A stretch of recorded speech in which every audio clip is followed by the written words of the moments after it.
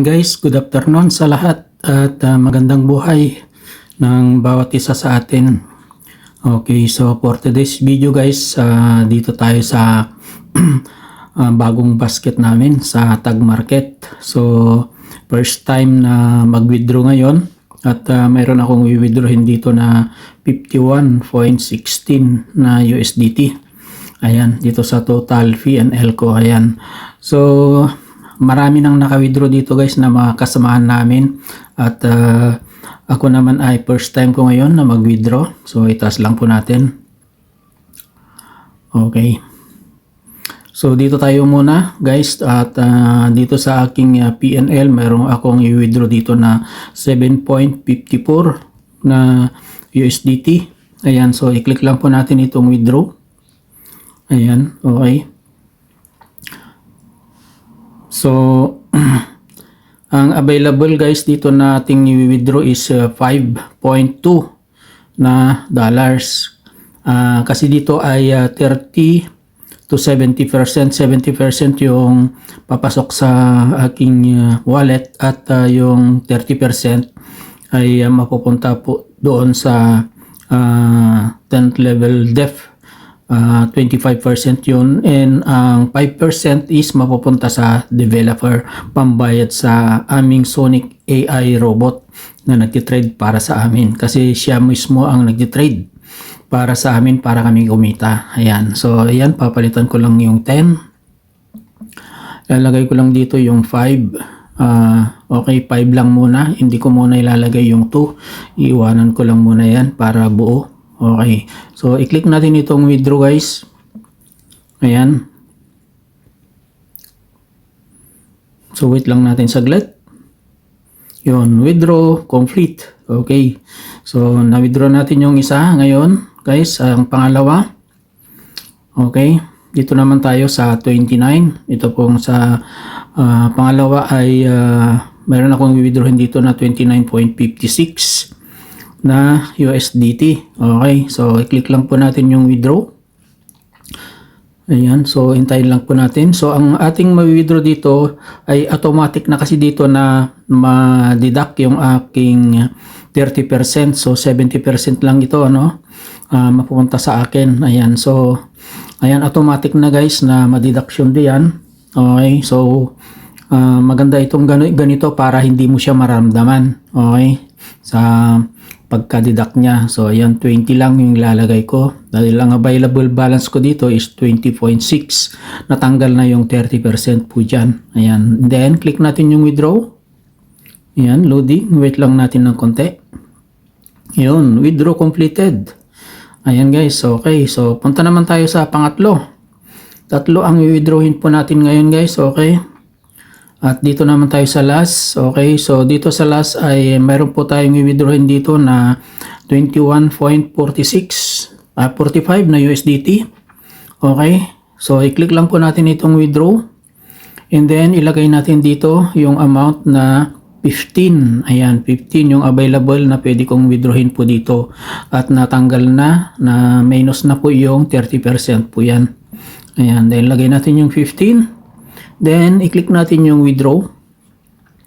Yan, wait lang po natin saglit guys. Ayan, withdraw completed. Okay, so ayan, na-withdraw na natin lahat guys. At refresh lang po natin. Pumunta po tayo sa ating dashboard. Ayan. And then, i-refresh lang po natin guys. Ayan, okay. So, mayroon po tayong total na withdraw guys na $40, 40.83 na dollars. Ayan, tapos ang gagawin natin dito para ma-withdraw natin mapunta doon sa ating crypto wallet. Okay, click natin itong 4 lines dito sa taas, then punta tayo dito sa Tag Wallet. Ayan, okay, tapos guys itaas po natin. Ayan, so sa mga hindi pa naka-withdraw guys ay kapag mag-withdraw po kayo dapat i-set nyo muna po itong mga wallet nyo. Lalagyan nyo ng wallet address ito pong ito pong wallet nyo, kung ano pong gusto nyong gamitin, ito pong crypto wallet o kaya bank account. Pwede rin bank account sa withdrawal po dito sa Tag Market. Yan, sa akin guys ay crypto wallet ang gagamitin ko, kaya ito po yung kiklik ko, your crypto wallet. Ayan. So dito, nakikita nyo dito guys, crypto BSC valid. So ibig sabihin, nailagay ko na po yung wallet address ko po dyan. Dito po kasi sa sa cellphone ay hindi mo makita yung wallet address po dyan. Okay? Pagka laptop yung gagamitin mo, makikita mo doon. Ngayon, sa mga hindi pa naka-withdraw at hindi pa nakapag-set up ng kanilang mga wallet address po dito, crypto man o bank account man, ay kailangan nyo pong i-set up muna. So i-click nyo lang po itong add a crypto wallet. Ayan. Ngayon, dahil na-set up ko na guys, ay magwi-withdraw na po tayo. Okay? So pumunta na po tayo dito sa withdrawal. Okay? Yan, click natin yung withdrawal.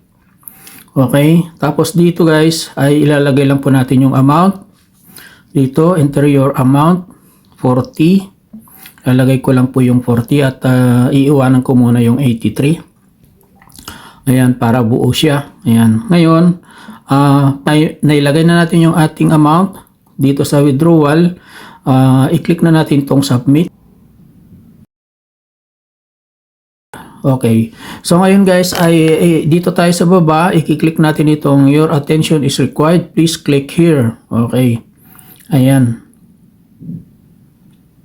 Okay, so dito, pipiliin natin dito guys, dito sa withdrawal fund to account, okay, iselect lang po natin dito, ilagay po natin yung ating crypto wallet, ayan, ayan, okay, dito naman sa isa, ayan, iselect din natin dito, crypto, ayan. Okay, so pag naset na natin yung ating crypto dito, ano po yung ating inilagay, sinet up na ating pag-withdrawhan, crypto wallet man o bank account. So yan po yung pipiliin po natin dito sa withdraw fund to account or withdraw fund via crypto. Ayan, pag naset up na natin lahat po yan, okay.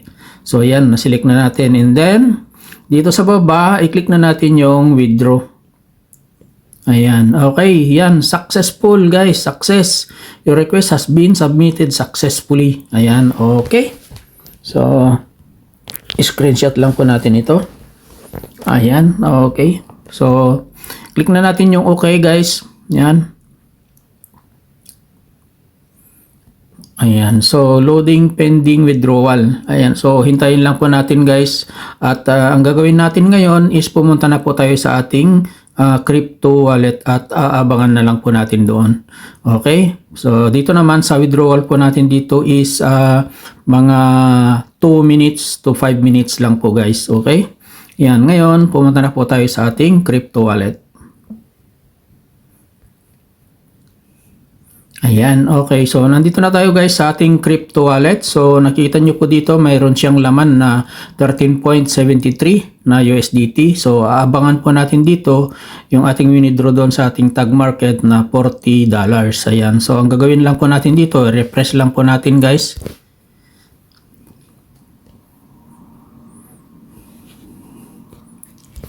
Ayan. So, na-refresh na natin and then wait lang po natin saglit. Yan guys, okay, so nandito na siya sa baba ng add fund, deposit 40 USDT. So ang gagawin natin ngayon is i-refresh lang po natin guys para pumasok. Ayan, okay, so nandyan na guys, nandyan na yung ating withdraw na $40. Okay, so naging 53.75 USDT na po siya. Okay. So, ayan. So, ganun lang po guys ang mag-withdraw dito sa ating tag market. So, ayan. So, completed na guys. So, ayan lang guys. Maraming salamat and God bless us all.